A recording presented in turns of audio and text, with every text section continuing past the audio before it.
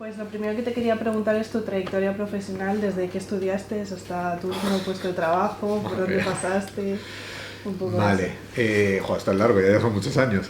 A ver, yo estudié comunicación audiovisual, ¿vale? Bueno, estudiar poco, estaba matriculado, o sea, era mal alumno, aunque luego fíjate las vueltas que da la vida y me dedico a la universidad. Pero bueno, estudié comunicación audiovisual. Entonces, lo que pasa es que yo empecé a trabajar muy temprano, muy en paralelo, era una época muy buena, al final de los 90, y había mucho trabajo. Entonces yo empecé a trabajar, empezamos haciendo muchos cortos y yo enganché enseguida con publicidad. Empecé a hacer campañas de publi en productoras. Y como te decía, era una época muy buena donde se hacían campañas muy grandes, de 2-3 millones de euros en 2-3 días, o sea que era como una locura, que fue la gran época de la publi. Y se trabajaba mucho, lo cual me permitió aprender mucho, aprender en proyectos muy grandes y trabajar constantemente, ¿no? Lo cual también me permitía escalar bastante. Luego, a ver, que recuerde, el último año de carrera para poder terminarla, porque si no, bueno, pasé por Televisión Española haciendo un programa musical. Luego, el último año de carrera para poder terminarla, porque la publi exigía mucho, trabajé en la tele en Disney, estuve ahí haciendo un programa diario. Y nada, pues ya terminé la carrera, terminé de trabajar en Disney y estuve de freelance trabajando mucho para ellos hasta que decidí montar mi productora. Me la monté, pues eso, tendría 22 años. Y nada, monté la productora que se llama Creta y sigue viva hasta ahora, ¿vale? Entonces, bueno, pues con Creta hemos hecho más de 20 proyectos ya, 20-25 proyectos. Hemos hecho un poco de todo. Lo primero que hicimos fue animación, pero nos hemos centralizado sobre todo en documentales de carácter social, y ya hemos hecho ya pues formatos más medios, cortos, largos, series y cosas por el estilo. También hemos hecho una película de ficción y ahora estamos con un par de proyectos. Y en paralelo a la productora, pues tengo vida académica, empecé con el doctorado. Yo siempre dije que, bueno, cuando terminé la universidad yo quería estudiar un máster de marketing de cine, pero no había nada en aquella época. Y como no había nada, lo único que había era en Estados Unidos y no lo podía permitir. Así que al final lo que hice fue hacer mi tesis sobre, si en la montaña no vamos a uno, pues vamos a la montaña, ¿no? Hice mi tesis doctoral sobre marketing, entonces bueno, hice uno de los primeros estudios de inversión P&A y cosas por el estilo, que funcionó muy bien y bueno, pues a partir de ahí ya enganché con la carrera académica y bueno, pues aquí estoy en la uni también, la Rey Juan Carlos, pues como profe de titular de producción y ya son también ya 20 años lo que hago en esta casa. Vale, la siguiente pregunta, te quería preguntar qué es para ti ser productor ejecutivo. Yo empecé a entender, o sea, yo me dedico a la producción de rebote, ¿vale? O sea, mi pasión era contar historias. Entonces, yo desde pequeño quería dirigir y quería ser guionista. Y en primero de carrera me llevé el gran chasco en mi primera práctica cuando vi que hice un corto, al cual lo tengo guardado en VHS con mucho cariño, para recordarme siempre que nunca me dediqué ni a escribir ni a dirigir, ¿no? O sea, es como la mayor catástrofe que pueda haber en la historia del cine. No lo ha visto nadie, afortunadamente en aquella época no había YouTube y no está colgado en ningún sitio, solo está para mi goce personal. Entonces, bueno, pues eso me desvió a que, pues eso, viendo que no tenía talento ni para dirigir ni para escribir, que soy daltónico, por lo tanto la fotografía fatal y que encima no escucho, o sea que sonido tampoco, pues solo me quedaba producción un poco, que es a donde vamos los desechos, ¿no? Entonces, bueno, pues empecé a hacer producción desde muy temprano, hacía la producción de todos los amigos que querían ser artistas y entonces, bueno, pues ahí empecé a ver que tenía capacidades, pues eso, de organización, la parte también económica me interesaba, pero sobre todo hubo un libro que me cambió mucho la vida, que era un libro que contaba la biografía de David Putnam, que es uno de los productores ejecutivos de Carros de Fuego y demás, que él hablaba de lo que era la producción creativa. Entonces, ese libro para mí fue un cambio porque fue a entender, la producción no es solo organizar facturas, sino que hay una parte creativa, ¿no? Entonces, a partir de ahí empecé a entender esa figura de un productor donde tiene una creatividad y lo que tiene que hacer es proponer una idea y buscar un equipo para ello. Y eso es un poco lo que defiendo yo, esa producción creativa, ¿no? El no trabajar para otros, sino tener yo unas ideas o crear yo en unas ideas y crear un equipo, ¿no? Y luego ahora con el desarrollo que hemos tenido en los últimos años, o sea, a mí ya no me gusta que me hablen de productor de cines, yo digo siempre que soy productor de contenidos. Bueno, nosotros cuando planteamos un proyecto ya no solo hacemos o el docu o la peli, sino que hacemos mucho más cosas. Hacemos podcasts, he hecho experiencias en VR, hemos hecho libros interactivos, hemos hecho un montón de cosas, ¿no? Entonces, a mí lo que me gusta ahora es pensar más en ese productor creativo, pero como director de orquesta, ¿no? Yo creo que los productores tenemos que ser unos directores de orquesta.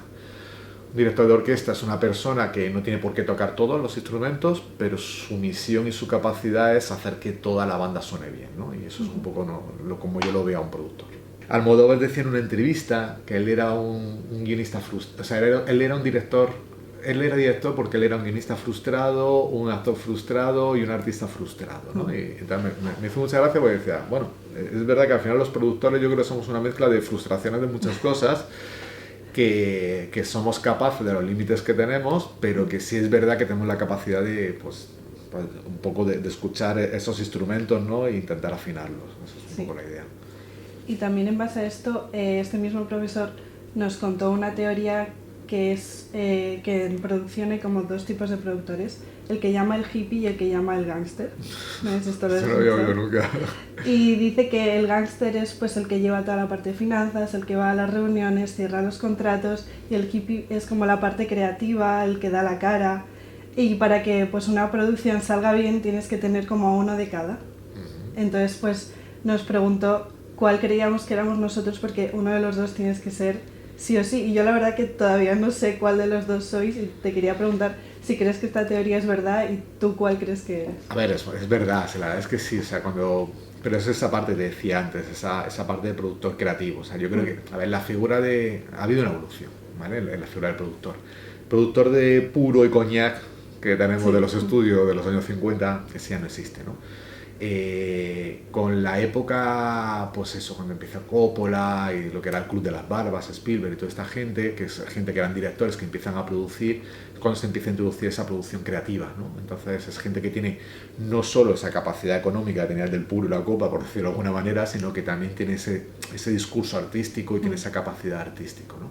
Yo creo que ahora hay otro salto, ¿no? Que es esa capacidad ya no solo de entender esa parte, o sea, cada vez nos vamos profesionalizando más y somos más especialistas, ¿no?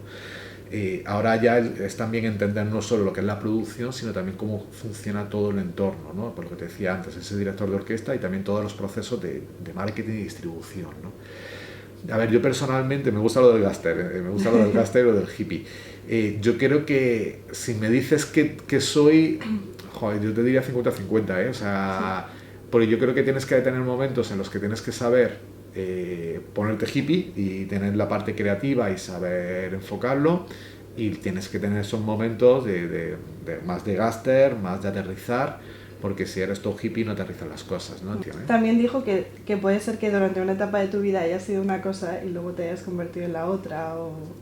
Yo ahora me siento que tengo una edad donde no tengo la aceleración que tenía en los 30, no hago todas las cosas que tenía en los 30, ni me meto en tanto berenjenales que tenía en los 30, que a lo mejor era una época de creatividad más loca. Ahora ya he entrado a los 40 pasados, o sea, hay largos. Ahora me tomo las cosas con más calma, pero sí que intento planificarlas mejor. O sea, me meto en menos berenjenales, pero más planificados, ¿vale? O sea, que a lo mejor hay más parte de gángster ahora que a lo mejor antes, claro. Pero bueno, intento mantener las dos cosas.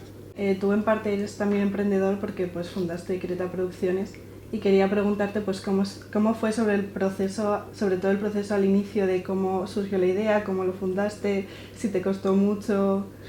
Yo soy emprendedor no solo por Creta, yo he montado como 4 o 5 empresas más, ¿eh? O sea que las cuales todas han fracasado. O sea que la única es la primera. A ver, el proceso con Creta en concreto, fue lo que... hice lo que no os aconsejo nunca que hagáis y lo que si volviera a echar para atrás nunca hubiera hecho, ¿vale? Que es empezar sin tener ni puñetera idea. O sea, pero no, ni idea. O sea, yo me acuerdo que me iba pues a Hacienda cuando se iban a los sitios físicamente a que me explicaran las cosas que tenía que entregar, los papeles, lo hacía todo. La seguridad social era toda una tortura, todo lo que era la parte más de papeleo, ¿no? De montar la empresa. Y no tenía ni idea de nada, ni cómo funcionaba, no sabía ni ver una cuenta de resultados, no sabía nada, absolutamente nada. O sea, entonces fue todo aprendizaje a base de mucho error y mucho guantazo, ¿no? Luego sí que he tenido otras experiencias de emprendimiento, de cosas que a lo mejor no han salido bien o lo que sea, pero ya mucho más razonadas, mucho más profesionales, después de haberme formado mucho más. O sea, yo tuve una empresa de emprendimiento tecnológico, que era una empresa de gestión de artes escénicas a través de una plataforma con uso de algoritmos. Bueno, pues eso era un proceso que estaba muy estudiado, venía también de hacer un MBA y bueno, pues sí que había ahí unos procesos que todo entendía bien, la empresa funcionó y luego se cerró por otras razones, ¿no?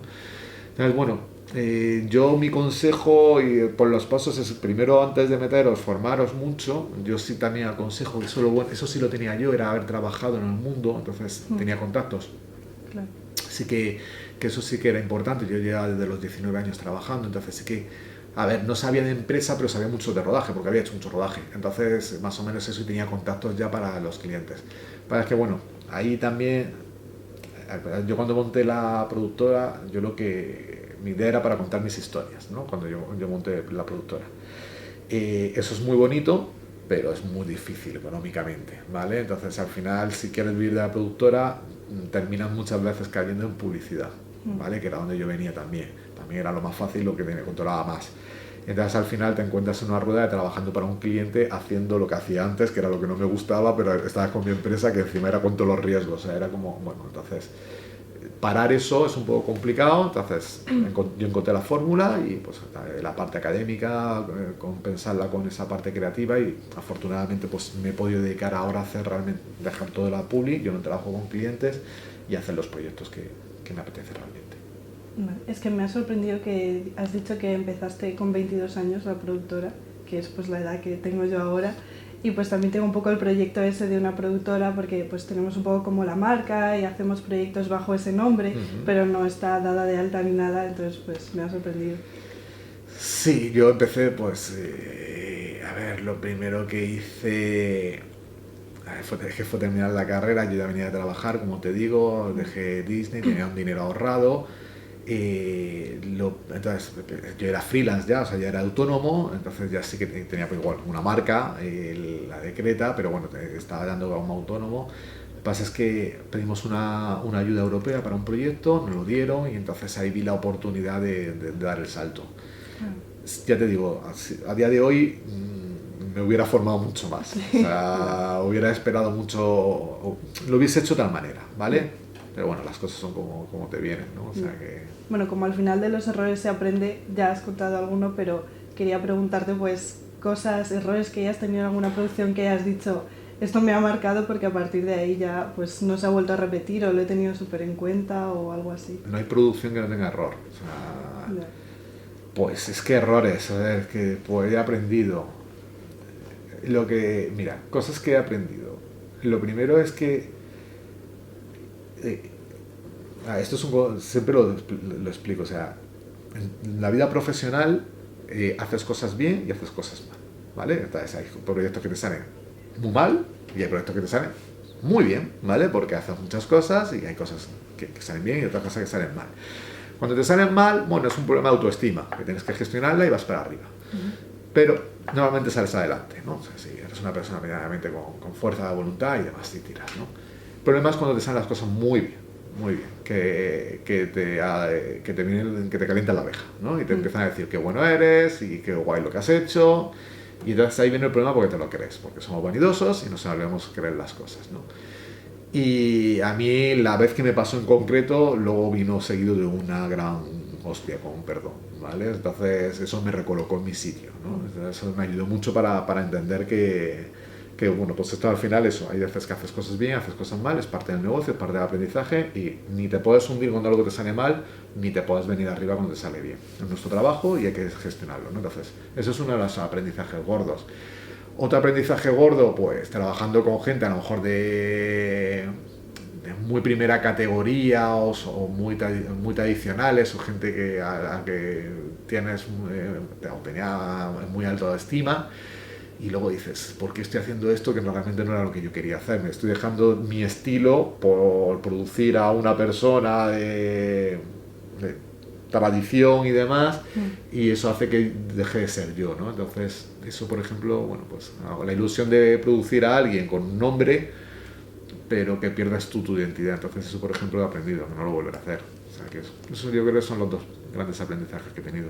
Y la última pregunta que te quería hacer es, consejos y también el cómo se empieza a formarse la producción, o sea, por dónde tienes que empezar para llegar a ser pues productor ejecutivo, tener tu propia, algún consejo para alguien pues que está empezando como yo. Vale, o sea, yo creo que para ser productor ejecutivo, a ver, hay dos caminos para ser productor ejecutivo. Hay un camino que es gente que viene por formación, que viene por empresa, derecho, y bueno, pues hace producción ejecutiva, controla muy bien toda la parte de lo que es la gestión, la parte de empresa, y empieza a producir, está bien, pero no, yo no creo en ese modelo. O sea, yo creo en el modelo de gente que viene, pues eso, de que se chupa rodajes, que empieza de meritorio, que luego va de runner, hace de ayudante, escala a jefe de producción, y entonces cuando aprende realmente todo lo que es la parte de producción de campo, de logística, luego ya empieza a dar el salto, ¿no? O sea, pero porque yo creo que al menos esa es mi experiencia, ese aprendizaje que yo tuve de los rodajes. O sea, yo no vuelvo a hacer un rodaje ya ni borracho, ya te lo digo yo. O sea, me parecen las cosas más aburridas y yo en mis producciones ni voy a los rodajes. Yo disfruto mucho la pre y la post, pero el rodaje los odio con locura, porque hice muchos y sé cómo funcionan y no, pero sé cómo va. Entonces sé las necesidades que hay, entiendes, ¿no? O sea, entonces puedes entender, ¿no? Pues si no has estado en un rodaje, pues no sabes las peculiaridades que hay. Entonces yo creo que sí que es importante que si quieres ser productor, empieces de ahí abajo, ¿no? Y luego, otra de las cosas que para mí es muy importante, y esto, bueno, o sea, creo que en el mundo del cine hay mucho cateto, ¿vale? Y lo digo directamente aquí y sin ningún problema. O sea, creo que el nivel cultural es muy bajo, muy bajo. O sea, mucha gente del cine tiene un nivel cultural muy bajo, y no voy a generalizo, ¿vale? Y eso es horrible. O sea, yo creo que hay una parte no te hablo de todo el mundo, de toda la parte del cine, o sea, de productores, de grandes ejecutivos, hay una cultura muy bajo.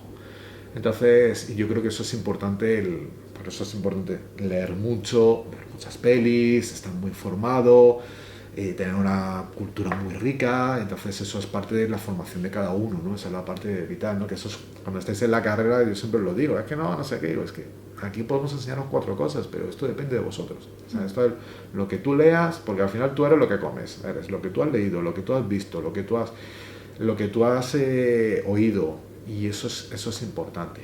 Y el tema es que los años en los que estáis vosotros, los de universidad, ¿no? Cuando empiezas con 18 hasta los 27, 28, son los que más tienes para adquirir todo, contenidos, porque es cuando más tiempo tienes. Luego ya te haces mayor y tienes hijos, tienes cosas, llegan los viernes y te quedas a las 9 de la noche dormido en el sofá. Entonces no ves nada. Pero en esos años que tienes, esos 20, el arranque de la veintena, los últimos de los 18, 19, son años que es cuando menos los valoráis, y es cuando más importante es invertir y ver y todo, y más sobre todo hoy en día, que es súper accesible todo, ¿no? O sea, parece que hoy tenéis el filming, tenéis todo, o sea, todo. O sea, mi época era pues contrabando de VHS y tirando de filmoteca. O sea, entonces esperando los ciclos de la filmoteca, que también es verdad, pues te enseñaban mucho, tenías a alguien que te los gestionaba y te decían estas son las películas que había, entonces tenías, vale, guay, te ayudaba. Pero eso, hoy en día el acceso que hay es brutal, entonces eso tenéis que sacar mucho partido. Y esos son mis consejos. Vale.